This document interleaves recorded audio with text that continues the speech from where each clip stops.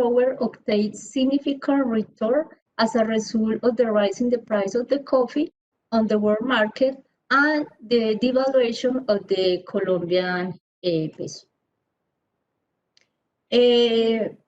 For motivation, the agriculture sector is one of the sectors that generates the most employment in Colombia, and it is also important for fuel security. So the government designed some policy for the agriculture sector in order to mitigate the negative impact of the pandemic.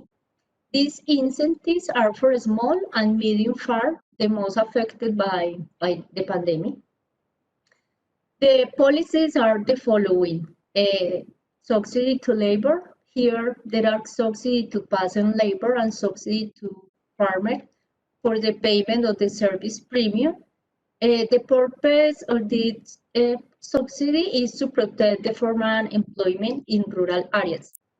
There are subsidy to production. Here there are subsidy for small farmers for the transport of agriculture and cattle products.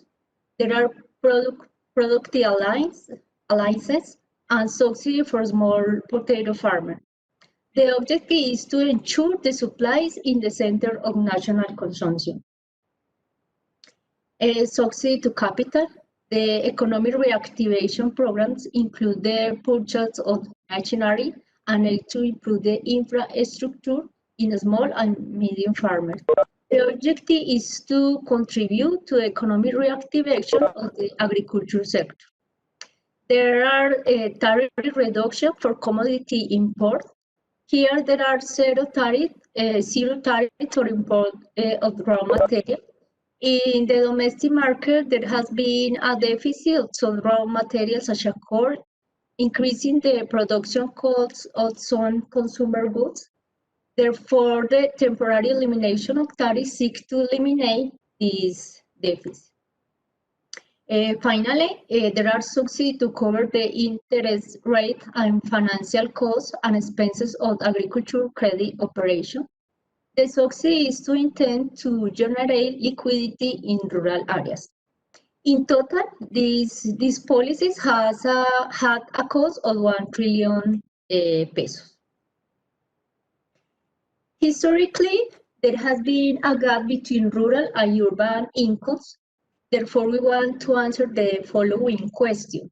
What are the impact of these policies on rural and urban household income, and how will differ among them? What is the impact of the policies on rural labor demand for skilled and unskilled workers?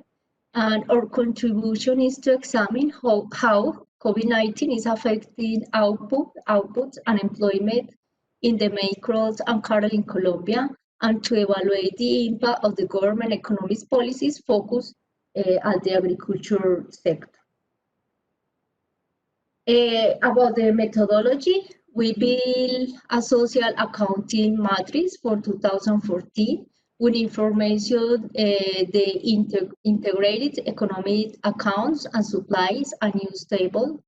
Then, by using data from the 2014 National Agriculture Census, design was expanded to focus on the rural sector. Design allow us to focus to the effects of the policies of the main crops in cattle in Colombia. Additionally, design had two representative households, one rural and one urban, to split the agriculture activity into small, medium, and large production units. We use information from the Colombian Institute, INCORA, and IGAD. So the information on the agriculture activity was classified according to the size in the production units as a large, medium, and small. Finally, we divide the labor factor in design into the skilled and unskilled worker, use information from the National Household Survey and Income Expenditure Survey. According to the National Agriculture Census, the most important crops in Colombia without coffee are corn, cassava, rice, and potato. In this graph, we can see that these crops had a participation of 22% in the agriculture production, and cattle has a participation of 18%.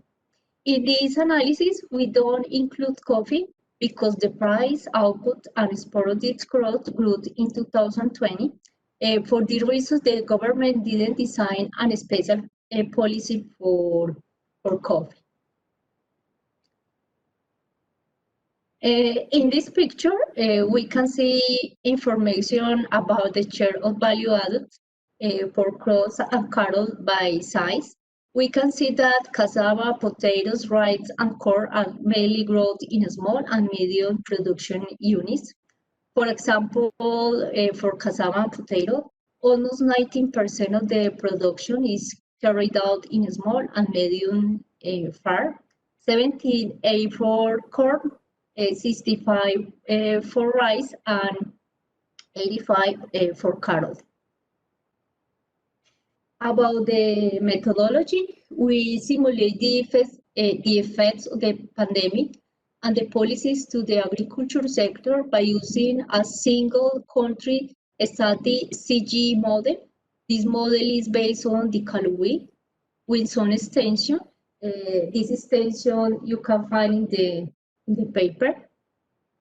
Some of the closing rules are: for the government balance, we consider direct taxes on household and taxes on financial sector. Labor is assumed perfectly mobile between sectors. And the model includes the following three options for capital and land. Fixed, we have that capital and land are fixed and specific for each sector. We assume that these factors are specific by signs at growth, so we can analyze the short-term impact of the policy. We call this a scenario like K-fixed. Second scenario is capital and land are mobile between sectors. We assume that factors are mobile by farm size and growth, so we can analyze the intermediate term impact of the policy. Land can be mobile in the sense that it can put in several use. We call this a scenario as K-mob.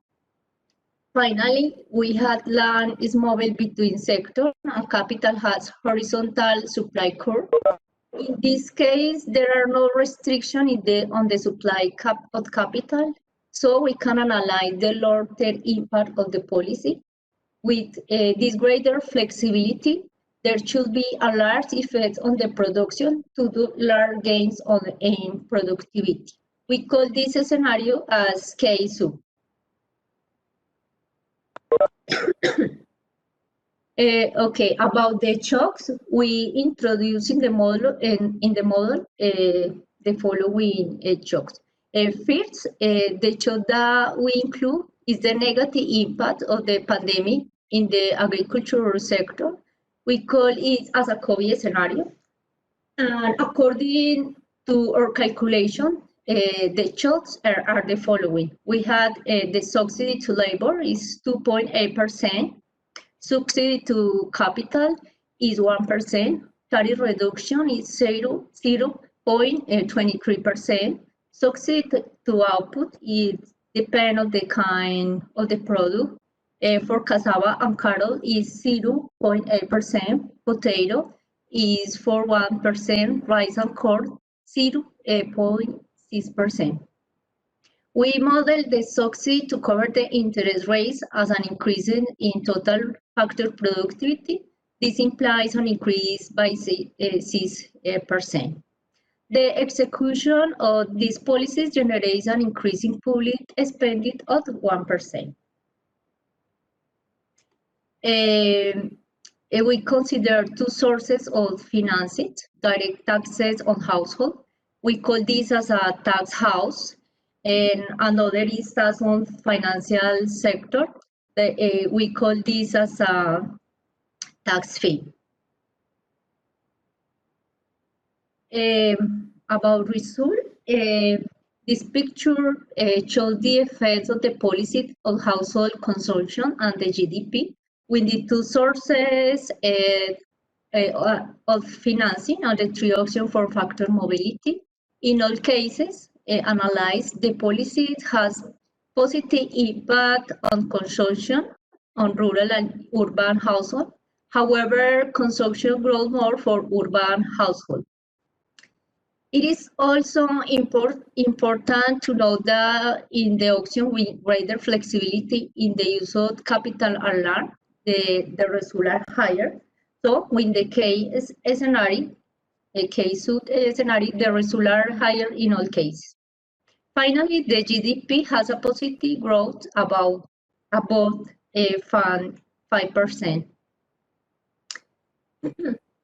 Here we had the changes in disposable income with the two sources of financing and the three options of factor mobility.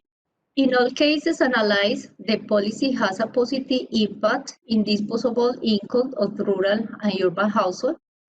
The disposable income of rural grows more than urban, so there is a reduction in income gap between rural and urban households.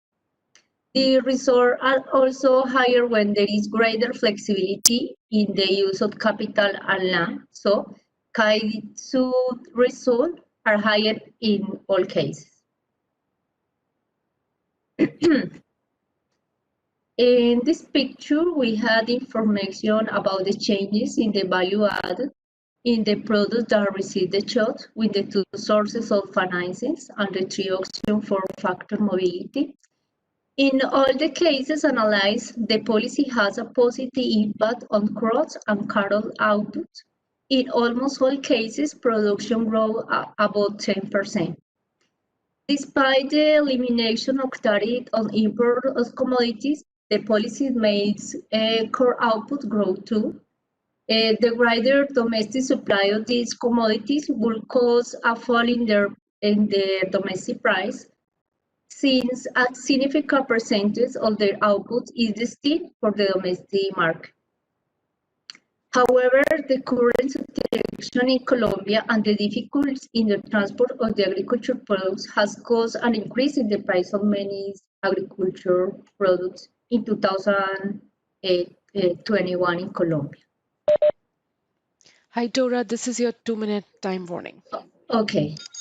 On the other hand, all crops are intensive in labor. Therefore, the increase in output must be accompanied by increasing the demand for labor and increasing the remuneration received for this factor. This picture shows the impact of the policy on the different sources of household income for the two sources of financing and the three options for factor mobility. In all cases, there is an increase in income generated by capital and land. These increases are not very significant, since there are less than 1%, but in some way they help to recover the income lost during the pandemic. For conclusion, the setup of policies analyzed in this paper lead to increasing in the production of the main agricultural products after COVID-19 shock. The labor demand also increased, especially in rural sector, which benefit the most from these policies. In particular, the demand of unskilled labor in rural area sector increased. Disposable income and consumption of rural households recovered too. In regard to the policy that is focused on small farmers' potatoes, it can recover the condition that's passing severely affected by the negative shock. Okay, thank you. Thanks a lot, Dora, for this nice presentation where we learned a lot about the current agricultural policies in Colombia and also the impacts, the impact assessment on that. Many thanks. So, are there any questions or comments from the audience? You might indicate that by your hand.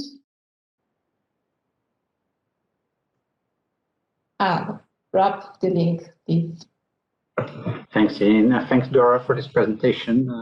It's really fascinating. It seems you have found a very positive policy package that can really boost the economy. That's nice. What I was interested in is, can you say a little bit more about the effects of COVID itself on the Colombian economy? You had a slide earlier on, and maybe I misinterpreted, but I think you showed that output of all these sectors is increasing in 2020. And I know that IMF forecast for GDP growth in 2020 in Colombia is like -9% or something. So can you say a little bit more about how these impacts of COVID on the economy in 2020, how big they are, which sectors, and what you included in your modeling? For example, did you include tariffs or trade barriers that increased, that reduced exports also of agricultural commodities? And your results on the big increase in income, how do they compare to the pre-COVID? Is it really that you have a big negative shock from COVID and then your policy package basically undoes the damage, or can you actually grow beyond the pre-COVID levels? Thanks. Okay, yes, this said the policies had positive impacts in the economy, especially for the agriculture sector. Like said in the presentation, this sector for Colombia is very important for food security, and additionally because agriculture sector generate like 5 million employees in Colombia. For this reason, it's important to continue to protect this sector.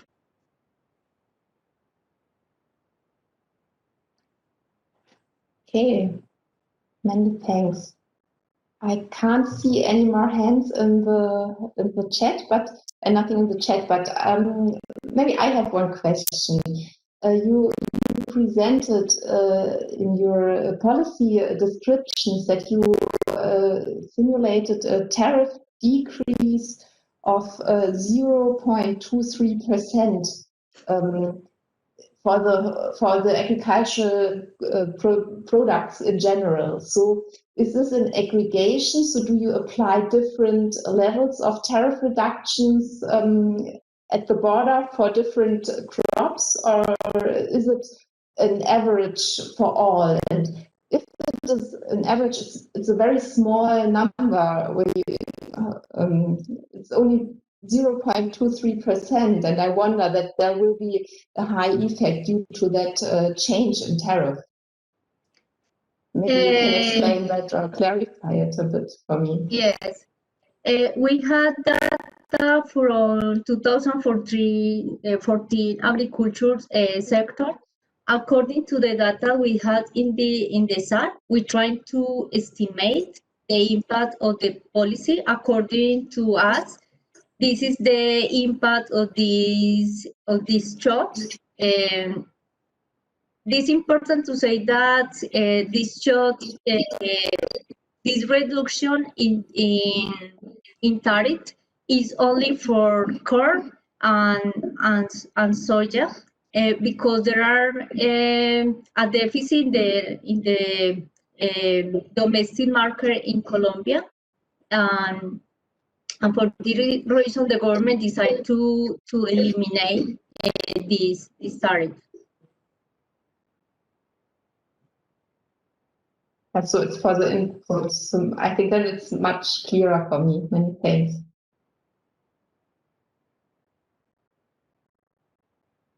So is there anyone else here who would like to ask something? If not, I think we can move to the next presentation. The next presenter will be Hans van Meyl. He's from the Wageningen Economic Research Institute, and he will give a presentation about the assessment of economic impact of COVID on the agricultural system and on global food security. And thereby he will explore different macroeconomic scenarios and international trade scenarios. So Hans, I'm very much looking forward to your presentation then. Janine, can you hear me and see my presentation? Yes. Wonderful. And we can see your presentation and hear you. Yeah. Yeah, thank you for giving me the floor. It's Yeah, very complimentary to the last speech. Although my presentation is a little bit older, but we got a job from our ministry, Dutch Ministry of Agriculture, to see what's the impact of the COVID crisis. And especially this presentation is not about measures already to deal with the COVID crisis, but it was implementing the IMF scenarios and the expectations they had in terms of lower GDPs on Dutch agriculture, and we put that in an international context by using the magnet model. And for the Dutch situation, we used more specific and dedicated models, but I don't want to trouble with all kind of Dutch models. So we focus here on what we did. Was the first attempt with a CGE model to do something with this quite heavy shock. And of course, the CGE model is not perfect to deal with the situation. So there are many restrictions in having a solid analysis. But I try to focus also on a few methodological points that might be interesting for the others. It's not work done only by me, but also with my colleagues David Chewy, Said Mogayer, André Thébault, and Helene Bartelings, and Kate Carico, were all from our institutes. And I think the title was already introduced by Janine. So in principle, we have three scenarios. Just to be brief, the reference scenario is in principle business as usual and is based on the agriculture market outlook of the European Commission, no COVID, what was expected. And then we had the first IMF COVID scenario that there was only a first pandemic shock, and it faded out in the second half of 2020. And I think it is about on a world level, it's almost 6-7% lower GDP. We know, of course, that there was a second wave, and there was maybe a third wave, and maybe will be maybe a fourth wave, but we don't know. But at that time, these were the two scenarios, and the other scenario was the IMF 2 scenario, the COVID, that there would be a second outbreak of virus in 2021. What indeed happened. So in principle, just to give you an idea what the IMF give us, and you, if you can see, I think on a global level, I think it means in 2020 we had a lower GDP or almost 7%. And if you go to 2021, the first IMF scenario goes that it goes already in the right direction or positive, and the second one was more negative. So it's this is about quite a huge shock that we implemented in our models, because we are quite used in our models to think about positive GDP shocks, and this was quite a negative GDP shocks that was quite unique for me to work in all these years. Yeah, and for the other regions, you can see that some regions like the EU are hit quite well hard, and that regions like China, they expect much less macro shocks. And in SSA, Sub-Saharan Africa, for example, it was something in between. Some other assumptions they had, and you will see them back in our results, and we try to implement it, is that the world price they expected will go down by IMF baseline assumption with 50% in 2020, 30% in 2020. We know, of course, that in reality, I think that the prices are now going up, but at least expectations at that time were quite a big decrease in these prices. And also they had quite good ideas about unemployment rates, and we implemented that in our model. And in the IMF baseline scenario, the oil price of minus 50%, and if you go to the IMF 2 scenario, in addition, 12.5%. And then we tried to introduce some trade preference scenarios, because trade was considered at some point as maybe less wanted, because it brings all kind of things from abroad, including diseases. So maybe domestic produced products are considered or preferred by consumers. And this might also be a long-run tendency, and our ministry was also interested in, there might be a shift worldwide from imported to domestic produced products. And of course, the Netherlands is an enormous exporter of agricultural products. This could be a major implication, or at least implications for the Dutch situation. And then we had the EU shift, so that EU is one common market, and all people inside the EU prefer products from within the EU market, and don't like so much products from outside the EU market. And the second one is a more tougher shift. It's from the domestic. So in principle, this means that you only have preference for domestic products, and the Dutch will have product for preferences for the Dutch products, the Germans for the German products, and so on. Of course, a priori, this is a quite tough example if you are a big net exporter. Just a little bit from a technical perspective, if you want to do something, I think Peter Dixon gives some methodologies for this, how you can introduce these state shifters. We introduce them as cost-neutral preference shift between imported and domestic commodities. You can see it in Peter Dixon, what he used also in his Orani model. And in principle, you have a shifter between domestic and imported. And for example, if the domestic import ratio increases by 10% beyond what is explained by relative factor pricing movements, then the twist will be equal to 10. Give a little bit from a graphical perspective. For example, it's very much depending also on the relative size of domestic products versus import products. For example, if in this case the domestic demand is in total demand is quite low, or is quite high, of quite quite low, then the change in imports is little and the change in domestic products is high. And if the ratio of domestic demand is very high, then it's just the opposite. In absolute terms, still when trade is about 50-50, you get the biggest impacts of a kind of shock. So if you are extremely large exporter or importer, then the changes are a little bit less important for you. We used the magnet model. In principle, it's a GTAP model with quite some additional modules. I explain a few. We have always a focus on agriculture. We are an agriculture economic research institute, but also we include the rest of the economy and have also a focus on bioenergy sectors, biochemical sectors, and so on. But for this, it's important that we have these flexible production functions, that a crop production tree looks quite different from an animal production tree because crops need fertilizers as a substitute for land, for example.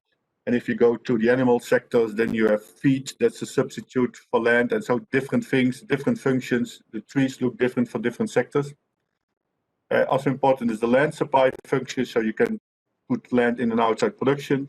And for the outcomes, and this is a little bit related, I think, to the previous speakers also, that we implement also segmented factor markets between agriculture and non-agriculture.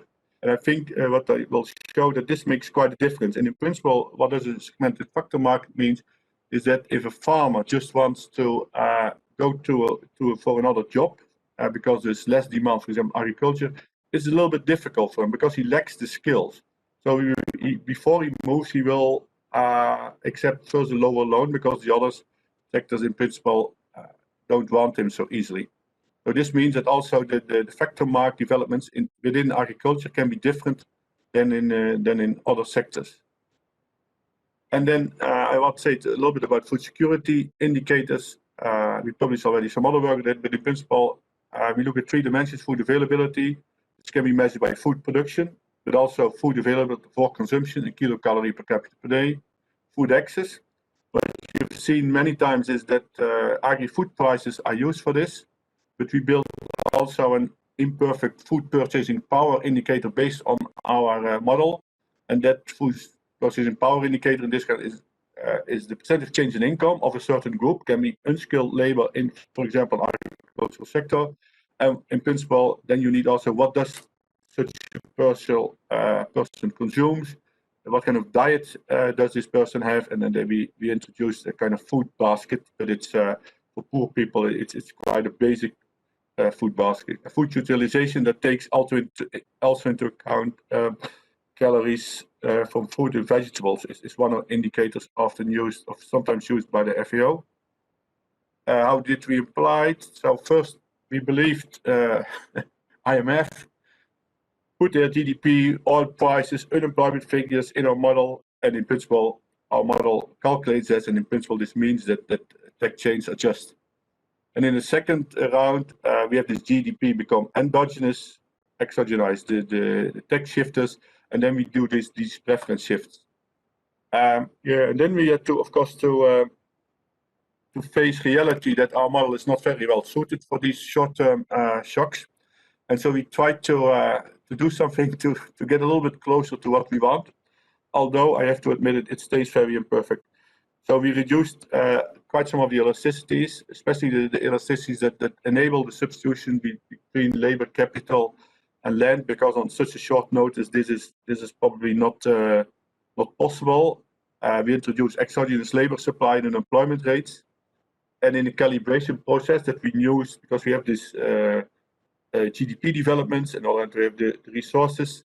In the calibration process, we also said that the agricultural sectors were not involved in this procedure, in the sense that the cows are in the stable, the plants are on the field, and this will not, so this COVID crisis will not change immediately the productivities in the field in the short run. These all assumptions are debatable, but it was just an idea, just to, can we get some of these things that are happening in the world with such a model? Okay. All right. So Helene made very nice graphs, and I just want to show a little bit. So the change in agriculture, manufacturing, and services, and in principle, what we got in principle on the global level, in general, I hope you can see it a little bit. I think it's about 5%. Is that the most change we got in services, because service is also quite the biggest part of value added. So this should, in principle, add up to this 6 to 7 GDP in general. And then for food processing, it was, I think it is 2% or something. And then for the primary sectors, I think it's about 1%. This has all to do with income elasticities, and you still, you keep on eating the food, and the food is produced. And this is, of course, quite different. And I don't expect you to read this all. If you want to read it, you can read it in the paper. But it's quite, except for the oil producing countries, because we introduced also this huge negative oil prices. It looks fairly similar, except that the size of the shock depends, of course, also on the GDP shocks that we got from IMF. So what happened with the prices? So first of all, in the baseline, in the reference scenario, we got slightly increasing food prices, slightly decreasing manufacturing prices, and slightly increasing service prices. But in the COVID, we got, because of the lower GDP, the lower demand, and the lower oil price, we got decreasing prices, especially in crops. Because on the one hand, we limited the supply part, the elasticity of supply, by several measures. On the other hand, it's a very inelastic demand. So in principle, what happened is a little bit less demand leads to quite some price decreases.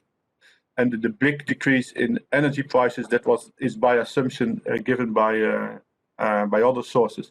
I will not go into detail given time in the difference between scenarios.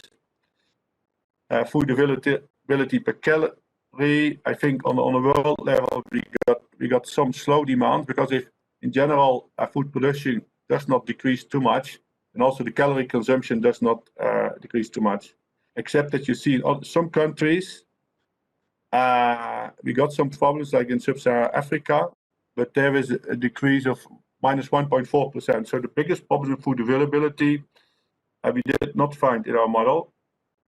And then we tried to do this index of food purchasing power, and it looks like a lot, but let's first focus on the world. So when it is 1, that's in principle our reference scenario. But what we see is that the food purchasing power indicator is in principle a sum of the market price, because that's what people pay for a basket of food, and the wages they have. And in this case, we assume the unskilled worker in agriculture. And what we see here is that the COVID crisis has quite some impact on the food access, the food purchasing power dimension. Not so much on availability, but are people able to buy the food? As in the one hand, we saw lower prices, so that's good. So based on that indicator, you would say, food security might even increase. But if you see that the wages of unskilled labor decrease more, and that's what we see in the yellow bars, that then in principle the food purchasing power decreases. This is a lot to do with our segmented factor markets, where a little bit agricultural workers are in our situation trapped in these agricultural sectors. Prices decline. They cannot move easily to other sectors, and therefore they have to accept lower wages. And this is especially true if you looked at not so much in the still there, not so much in the rest OECD countries, but very much when you go to Sub-Saharan Africa, where you have a lot of farmers, a lot of people, unskilled people working in agriculture, and this has negative income implications, and therefore they are less able to buy the food. And that was also what we saw in a lot of headlines in newspapers at the beginning, that the poor people in some of these developing countries are paying the highest price. And at least that came out of our model. And then I want to show a little bit of this preference shift. And this is these are GDP figures of our Dutch. I took a few of our Dutch impact in 2020, and what we saw is that if you have EU preferences, so that the people want EU products, that in general this was quite amazing. That is for the Netherlands. This was quite in principle positive from a GDP perspective, because the Netherlands exports a lot to the EU, and if they are protected a little bit, it turned out to be a little bit positive for the EU. You see, it's a negative for the world. But if you have domestic preferences everywhere, this was particularly the blue bar, particularly bad for the Netherlands, because then the Netherlands would lose the export markets, and the Netherlands is very, very export oriented on the agricultural policy. So what's happening with preferences in the world, if this COVID crisis leads to less trade or people want to more domestic products, even in the EU, this might be this if you are a big expert, this is important news to take into account. And also, if it's maybe too much, but in principle, in general, this preference shift, if you have an export-oriented sector, these preference shifts are it all depends on whether it's are you exporting to the EU market or the far away markets. So in principle, domestic and EU preference to far away markets for our dairy sector, which is very export-oriented. It's quite negative in all scenarios. If you have the domestic products for our crop products, because we are a huge importer, and then you want to eat domestic products, it's positive. But in general, all these preference shifts or the impact is negative, and if you are a big exporter, it becomes more negative. Summary.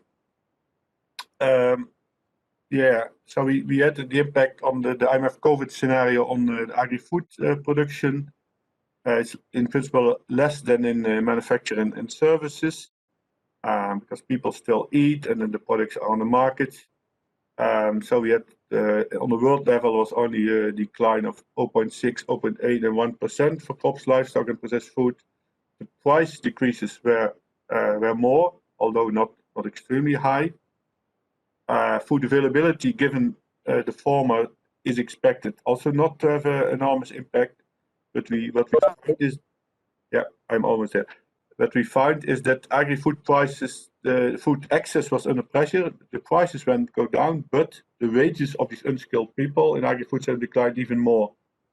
So in principle, this indicates if you want to look at food access, then really also look at both at the consumption part, but also the income part of the equation. And then the big question is how segmented are factor markets in different parts of the world. We found some studies on that, but it's maybe the elasticities are maybe a little bit soft. So I said limitations, too many.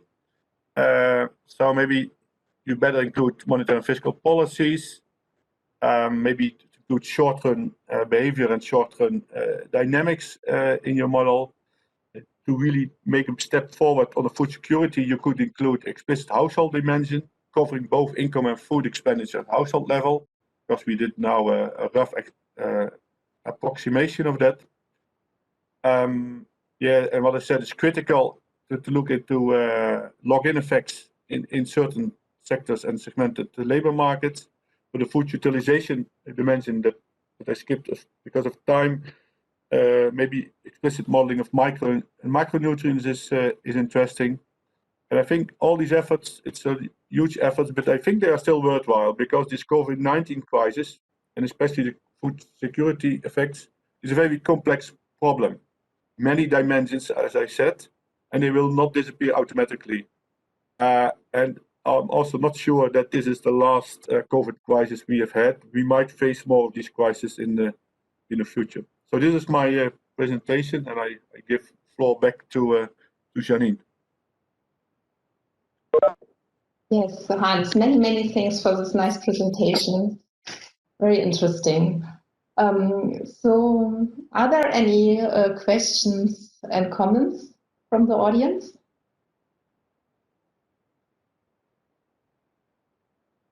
So maybe, Hans, you presented very nicely the effects of the GDP decrease on Africa. But for the 10% shift, you did it for the EU and for the world, for the whole world, and then you presented the effects on the world, on the aggregated world level. How does that affect Africa? Do you have any ideas or results on that as well? You mean the exogenous GDP shocks Yes. by IMF and the impact on Africa? No, this is, I think, on the slide, right?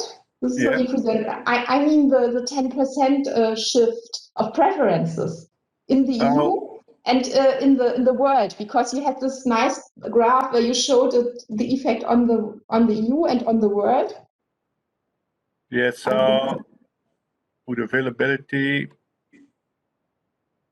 Yeah, in general, I have to say, but in general, yeah, as you could expect, if you go to this EU preferences only, it was a little bit bad for developing countries. So it's still yeah, it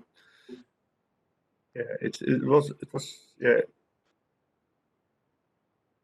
It was. I have to look here at the figures, but in principle, it's the EU. If you go only for the EU things, that helps a little bit the EU countries and not the others. Let's see whether I can. This is I was thinking SSA, the baseline. If there's a domestic shift in worldwide, they have a little bit lower, for example, food availability. And if you go only to this EU base 10, it does not impact them a lot, because in principle, what we did in this EU 10 is that we only decreased of the preferences inside the EU to more EU products, but not between the African countries. So you see that the impact on Africa and the others is and I see it in all others, is not very huge. The main impact of the shift from outside to inside EU has an impact mainly on the EU countries, and then it spreads across the world, and they have a little negative impact, but not that big. But if they have all over the world preference for their own products, that's quite negative in general for many countries, including African countries. I'm not sure that I'm answering your question, but I hope. Yeah, exactly. That was exactly what it was, because I was thinking of because you showed in your GDP scenarios a huge effect on Africa, and I was just interested how the preference shifts might affect these regions. But many thanks for that answer. So there is another hand. It's by Rob the link again.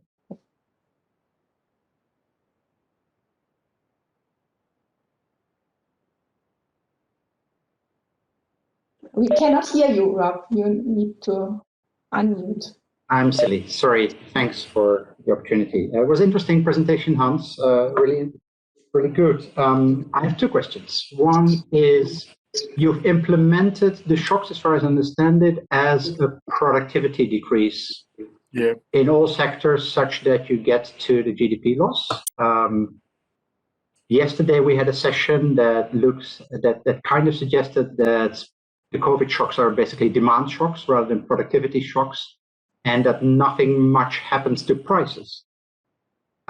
So if you were to implement this more as a demand shock, you might get rather different effects on prices and also on wages. Also related to that is the effect, I think, you've implemented the unemployment effects, but I didn't understand exactly how you did that, the Imf unemployment effects, because if you have these big unemployment increases, that should shield wages. So I'm a bit surprised that you still have significant wage loss. So maybe it's this productivity effect is how you modeled it, but the unemployment effect should already compensate for a lot of the wage decreases that you would otherwise get. But I understand that this work is done, and I don't. You're not going to redo it again, I guess.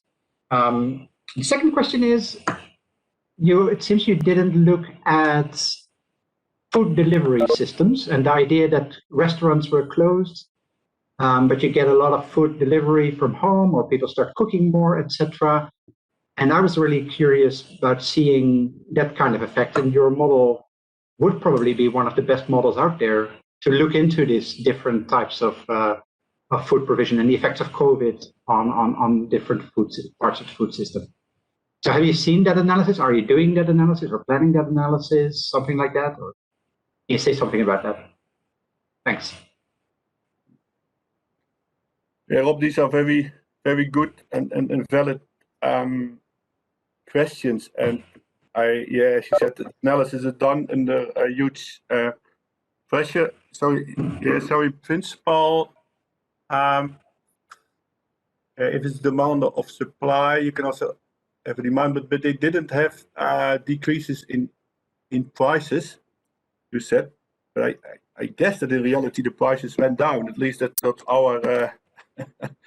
our farmers and entrepreneurs said, that they had trouble of selling their products, so the price went down. So if the prices in their analysis stay the same, that would be, for me, quite surprises, because then we should not have to compensate. I'm not sure them.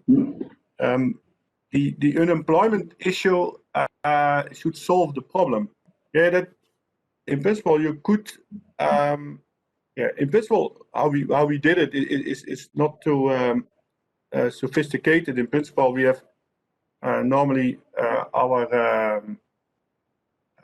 how you call labor supply and how many people work, and we just exogenized and subtracted the number of unemployed people by this demand. So in principle, you get a lower labor supply.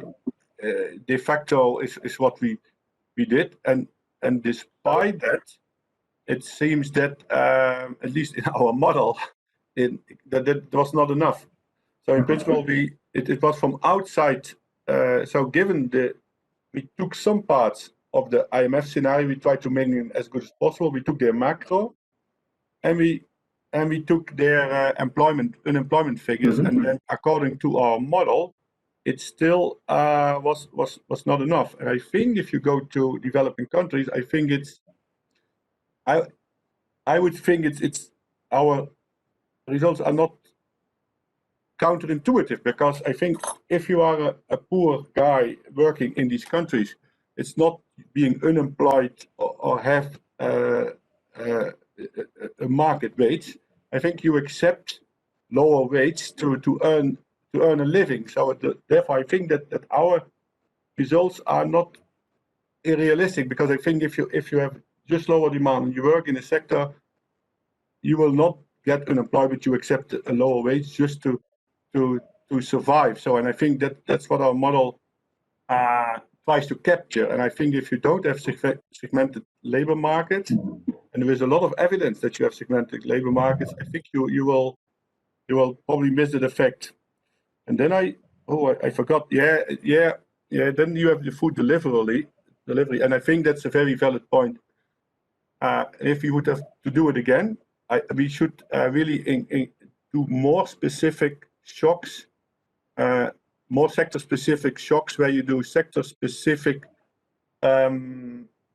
demand shocks, like in food delivery service. At that time, we had not the data really to do it. We could have invented something, but we didn't do. And I know that there were some studies, and I think they were done by IFPRI and maybe some others, who really took that into account. And that's, if you have the information how big these shocks are for the food delivery, then this is a better way to do it. So thank you for these, very good points. Yeah, thanks for the answer. Yeah.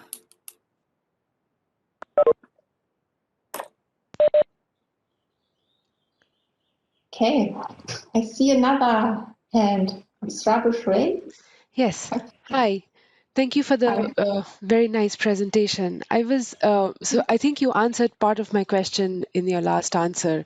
So my question is about how labor is modeled and how labor mobility across sectors is modeled in your case. Because with COVID, we saw a whole lot of people losing jobs, but they couldn't really switch to a different job. People couldn't really move cities or countries and stuff like that. So I was wondering how that is modeled in your analysis. Oh no, I tried to explain it. Yeah, in principle, what we in how from a technical, in principle, what we say is that the markets are segmented. So in principle, I think it's exactly what you are saying. So what we try to capture is that when you cannot easily move from agriculture to another sector.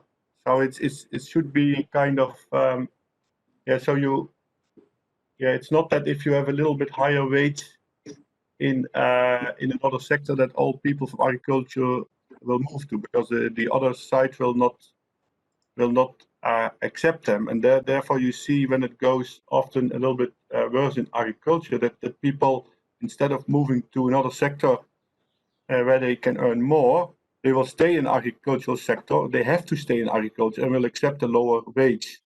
I think that's what I said. In the short run, you have a COVID crisis. You cannot get schooling, or you cannot do it to learn another job. If you are in the short run and you are in a bad sector, then in principle you have to accept a lower wage or be unemployed. So there's a difference, I think, big difference between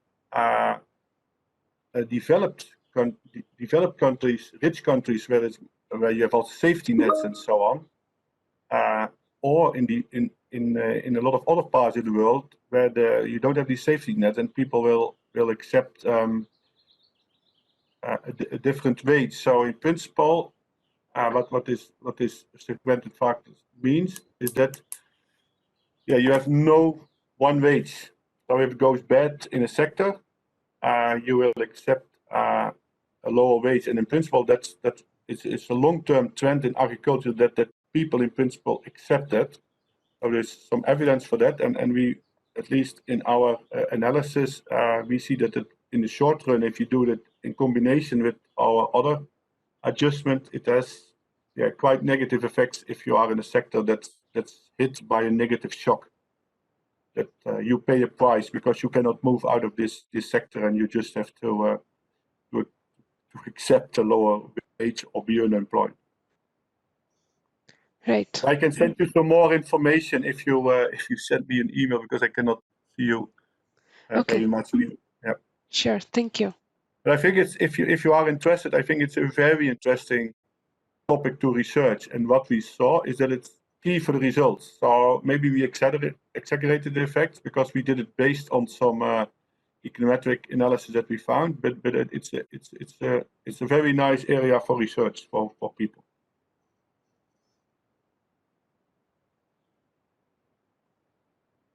Okay. Yeah, many thanks, Hans, for the presentation, also for this discussion.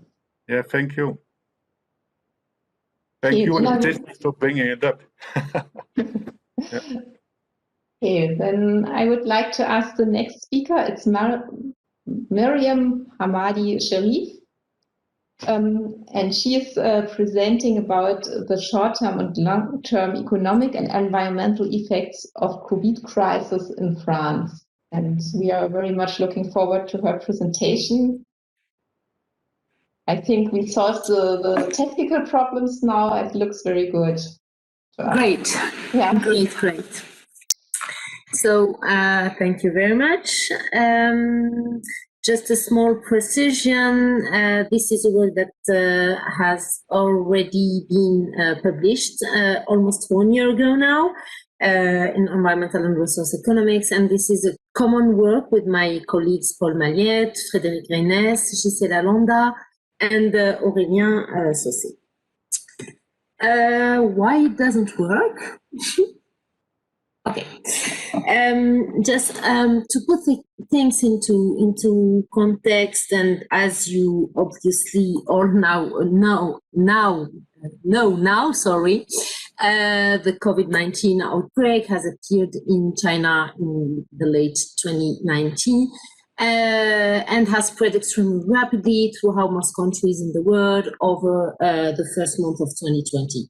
So, to slow down the rate of its spread, most countries have imposed severe measures that can go as far as complete countrywide lockdown, which actually was the case of France, that has imposed 55 days strict lockdown at that moment. The context that I'm describing is the context where we were when we have done this work, and it was in June 2020, so 1 year ago. These unprecedented measures have had a significant impact on the economy and the environment at the global and national level, and at least over the short run. And already at that time, there was a lot of quantitative assessment of this impact, but focusing over the short run. And the environmental and economic impact of this crisis over the medium and the long run remains quite unclear. In addition, the economic impact of climate policies and the implementation of carbon taxes, for instance, in particular, often thought to be positive, at least in the academic area, may be substantially modified in the context of this COVID-19 crisis. So what we have done in this paper is that we try to address two main questions. The first is about what are the economic and environmental effects of the COVID-19 crisis in the short, medium, and long term. And the second question we try to answer is about what is the macroeconomic impact of climate policy in the post-COVID recovery. And as you guess through the title, we focus on France, where the confinement measures were one of the most severe in the world, and where an ambitious low-carbon national strategy is seriously discussed. So to deal with these issues, we came within a second-best modeling framework, and we have used the 3Me model, which is actually a country level. Here it's the French version, a country level, multi-sector, hybrid, dynamic, open source, general equilibrium model. Hybrid, since it relies on hybrid social accounting matrices, where the economy is described both in money values and in physical quantities. Actually, physical quantities are related exclusively to energy sectors. The model described dynamic trajectories over starting from 2010 over a longer run. Here is 2040, sorry, and not 2050. And the dynamic trajectories have an annual time step, and there is a recursive succession of static equilibria. Very quickly, the model, the 3Me model, described the second best nature of economic interactions. It's a neo-Keynesian framework where prices don't adjust instantaneously to clear markets. Actually, prices and quantities adjust slowly. Producers adjust their supply to the demand. This has the advantage to allow for situations of market disequilibria. In particular, we have the presence of involuntary unemployment. The market employment is represented through a Phillips curve. And finally, an important feature may be that investment decisions are taken through imperfect expectations. To answer the two questions that we tried to answer, we have designed 5 scenarios. A baseline scenario that I'm going to describe in one slide, which will be a benchmark. Another benchmark, which will be a counterfactual scenario that is called climate policy scenario, and 3 COVID scenarios that I'm going to describe. So the main assumptions of the baseline scenario. First, in accordance with the assumptions that are used in the energy scenarios of the French Department of Climate and Energy, we assume a constant annual rate of the productivity about 1.7%. and growth of the population about 0.29%, which lead to an annual natural growth rate of 1.99%. Second, the prices of imported petroleum products and gas is expected to increase at the same rate as the inflation rate, at an average price increase of almost 2% per year. Another important feature is that to have in mind is that in this scenario, we have no climate policy instrument at all that is implemented. In particular, there is no carbon tax that is implemented. And finally, we assume zero exogenous energy efficiency gains. In this scenario, with these assumptions, the resulting CO2 emissions increase of 80% between 2010 and 2040, which put us quite far away from the objective of carbon neutrality that is consistent with the Paris Agreement, and that has been estimated to 37 megaton CO2 in, the point is here, megatons of CO2 in 2050. To describe quickly the climate pole scenario. In this scenario, we keep all the features of the baseline, but we introduce a carbon tax, which is equal to 2,050 euros in 2030 and increases linearly to reach 500 euro in 2040, which is designed to be compatible with the French government's economy-wide carbon neutrality objective by 2050. An important point is to say that the revenues of this carbon tax are fully redistributed to households and firms through lump sum tax credits. There are no monetary transfers between households and firms. The proceeds of the carbon tax paid by households are redistributed to them, and each sector receives a share of the carbon tax paid by the private sector proportionally to its share of the total employment. Now coming to the COVID scenarios. So this will make the link with Rob's comments of the previous presentations, since we have designed the way we have implemented and simulated the COVID crisis is through a demand shock here in this scenario. We have estimated, we have considered this negative demand shock on all the components of the demand: household consumption, investment, and exports. And we have simulated a drop in 2020 only into a shock in 2020, and then we assumed a return to normal levels of economic activity thereafter. This shock has been implemented by sector according to a study that has been done at that moment in the GTAP, Analysis and Provision Department of the Institute of the OFC, where I'm currently working.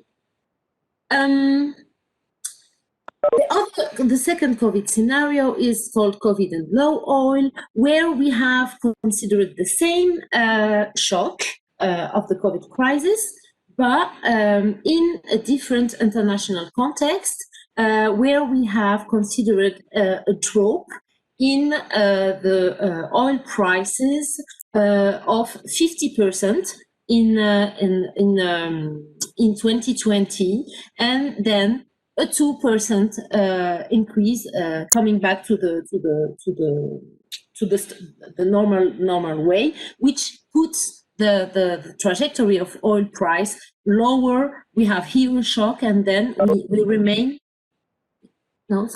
And then we remain lower than what happens in the baseline. Finally, the last COVID scenario is a scenario where we combine all the features of all the previous scenarios. We have the COVID shock through the demand, a sectoral COVID shock. We simulate, we are in an international situation where we have lower oil prices, and we consider the implementation of the same carbon tax that we have considered in the climate scenario. So, in a very standard way, we consider all the simulation results in terms of deviation to the baseline scenario. All the graphs, the figures have the same code color. The yellow one is the COVID scenario. The red one is the COVID and low oil. The green one, the black one is the benchmark climate policy, and the green one is the one where we combine all the shocks. And here we look at the GDP variations with respect to restaurant scenario. What we observe is that over the short run, at the moment of the shock, we have unsurprisingly significant short-term losses in all the COVID scenarios, with losses with respect to the baseline that amounts to -5%, which is a direct consequence of the sharp drop in demand that is triggered by the lockdown. But in the COVID scenario, the yellow one, what we observe is that this damage is very temporary, with a return to the pre-crisis growth path after 6 years. Then when we look at the employment indicator, so yeah, here, because the lack of time, I present all the results in an aggregate manner, but all these results are available, and we can look at the disparities between different sectors. But here I present only the aggregate indicator. So the aggregate, for what concerns the aggregate employment variations, we observe a drop of 2.9% in 2020, which is a transitory peak, because after we have a return to its pre-crisis level in the following decade. For what concerns investment, we observe a quite significant drop that amounts to 11% in 2020. But this is offset by a much faster recovery because we have investment that rebounds to 2.5%, below its reference scenario here in 2021, and quickly return to the pre-crisis trajectory. For when it comes to the environmental situation, when we look at the CO2 emissions variation, we observe that the significant economic slowdown mechanically generates an instantaneous decrease in CO2 emissions that is about almost 7%, and then back to the reference level starting from 2030. Now, when we consider the situation here in red, where the prices of oil are lower, what we observe that CO2 emissions are very sensitive to oil prices. The collapse of oil prices in 2020 generates an increase in energy intensity and carbon intensity, but at the same moment, it stimulates the economic activity. So we have a higher level of emissions from 2020 that is sustained until 2040, with an approximately 16% level of CO2 emission higher than the baseline situation. And the economic stimulus received from lower oil prices the economic stimulus received from the lower oil prices is, however, transitory and peaks at 0.5% of GDP in 2026, but then come back to its reference level. But as I said before, we actually have a lot of sectoral disparities if we open the box. If we look now at the climate policy scenarios, actually long-term trends in emissions are determined by changes in relative energy prices, which depend on changes in international oil markets and also the introduction of a carbon tax, actually the level of energy prices. So on the one hand, we have the decline in oil prices that induce an increase in emissions. On the other hand, we have the carbon tax that induce a reduction in emissions. When we combine these two context situation, let's say, decline in oil prices and high carbon tax, what we obtain here in this current example is that the carbon tax wins, and we have some lower emissions. And the fact is that the carbon tax, in addition to the fact that we recycle these carbon tax revenues, induce what we can call a double dividend, but I will come back to this point later. The increasing of carbon pricing actually promotes energy efficiency improvement. This is done through energy to capital substitution. It discourages the use of fossil resources. It improves the trade balance of a country like France that is a net importer of fossil fuel. And it stimulates investment in energy efficiency, which is actually quite the same thing the same mechanism that the promotion of energy efficiency. This is a substitution mechanism, and through the substitution mechanism, we obtain a macroeconomic advantage that is helped by the carbon tax revenues. If we look at what happens on employment, we as I said before, in the private sector, the recycling of the carbon tax is implemented in proportion to the sector's share of total employment. So such a regime actually favors labor-intensive industries, and in an aggregate way, it increases the global employment. But again, there are some sectoral disparities, and actually what very quickly for the story, obviously what happens is we observe some significant job losses in energy sectors and some gains in other sectors. And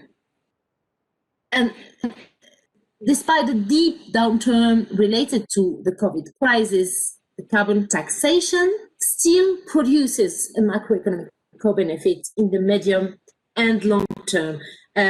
On the GDP, as I have advocated it before, the impact on GDP, the GDP is even higher, as we can see here on the green curve, with 2.6% increase regarding to the baseline scenario in 2040 versus 2.4 in the climate without the COVID and low oil. This actually is explained by two main things. The sustained drop in oil prices over the period actually reduces the energy bill of households and firms. And on the other hand, we have the fully recycled carbon tax that acts as an additional economic stimulus, as I said before. It reinforces the expansionary impact of lower oil prices while preventing an increase in CO2 emissions. How am I with time? I think it's okay. No, I hope. You go. I mean, I think you have 3 minutes left. Yes, you have 3 minutes. 3 minutes. 3 minutes, perfect. I'm going to conclude. Yeah, to sum up, just what I can say is that what we observe regarding the first question we have put on the table is that this COVID-19 crisis generates a temporary negative economic impact and a temporary positive environmental impact. But after, we have the economy that gradually returns to its reference path during the following decade, and we have CO2 emissions that rapidly catch up to their baseline trajectory. Then, when we consider an international context with low oil prices, we observe that this situation makes long-term environmental consequences of the COVID-19 crisis quite negative. In the medium to long term, we have CO2 emissions that eventually exceed their baseline trajectory as lower oil prices allow for faster economic recovery while encouraging the development of carbon-intensive technology. The third important point of this paper, of this study, is that we found that ambitious carbon pricing accelerates economic recovery by stimulating jobs and investment while significantly reducing CO2 emissions, and that even when combined with sustained low oil prices. This is obvious. Yeah, an important thing is that to say that the fact that we recycle the revenues of the carbon tax is a really important feature of this, the implementation of such a policy. And finally, let me say that low oil prices, however, they delay and weaken the CO2 emission reductions that are achievable for a given level of a carbon tax. So as a policy implication, let's say, this highlights the need for higher carbon pricing if oil markets remain low, and our results actually support strengthening climate policies at this very critical time